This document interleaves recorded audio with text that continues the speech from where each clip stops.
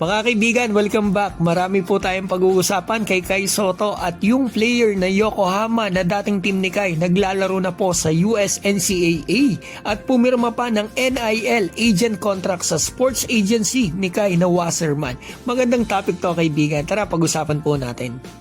Una sa lahat, naibalita ko na rin po before na ito nga ayon sa source, ang ating si Kai po or kampo niya ay open daw po dito nga sa paglalaro ni Kai dito sa US NCAA dahil nga daw po sa maluwag na yung rules ngayon sa mga batang pro players. So sa paghahanap ko po mga kaibigan na may babalita sa inyo ay eto may nakita po ako na player po na naglaro dati sa Yokohama B Corsair na dating team ni Kai ay naglalaro na dito sa US NCAA. So pro player po ng B-League to NCAA Division 1. Ang name po niya ay Akira Jacobs. Ito po yung youngest player ng B-League at after niya po maglaro dito sa Japan, naglaro po siya dito sa NCAA agad sa Hawaii team. At ngayong season po sa Fordham na siya naglalaro Division 1 din mga kaibigan. At kahapon lang po yung sports agency ni Kai, nag-post nito mga kaibigan, in-announce po nila na ang player na ito from Japan ay pumirma na ng NIL agent contract sa Wasserman. So in short mga kaibigan, isang pro player from Japan, naglalaro na ngayon sa US NCAA. Ang may hawak pa sa kanya, yung sports agency ni Kai Sotto.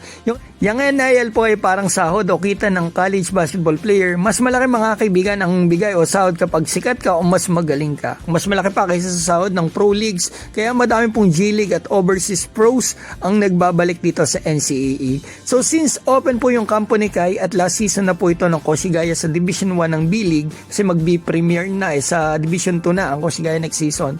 At kita din natin itong pathway ng isang pro player from B-League to NCAA. Siguro ay hindi na po ako magtataka kung maglaro si Kai dito next year, lalo na kung maganda ang offer sa playing time, sa NIL o sahod, mas mapapalapit pa siya sa NBA kasi best way talaga sa NBA ang NCAA. Maganda to mga kaibigan kasi merong another option na pambato natin. Kung gusto niya after na season na ito, maglipat siya ng ibang team dito sa B-League or eto, maaari niya subukan kung maganda ang offer dito sa NCAA. Di ba mga kaibigan?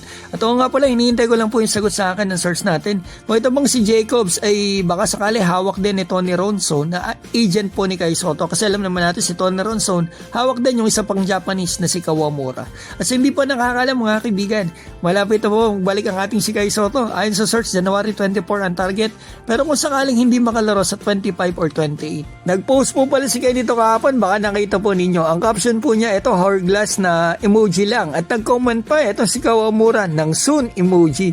Grabe, isang taon na po nating hindi napapanood si Kai. Grabe, nakakamiss talaga. Iba kasi mga kaibigan, pag naglalaro si Kai, talagang inaabangan talaga bawat laro. Talagang malakas ang gilas kapag andyan ang isang Sotto. Batiin ko po pala si Stella Bayot, Edith Doramal, Artur Pablico, Junicio Rupo, Aguerco Salvador, Rolly Perote, Dwayne Giselle, Donnie Gagi, Dodong Joseph, Kailong Sabion Jr., Mark Arvin Chanco, Kamikasi, Edward Ram Rocker, Sagittarius, Hulito Ladisla at Jay Sumiliar. Mga kaibigan, maraming salamat po.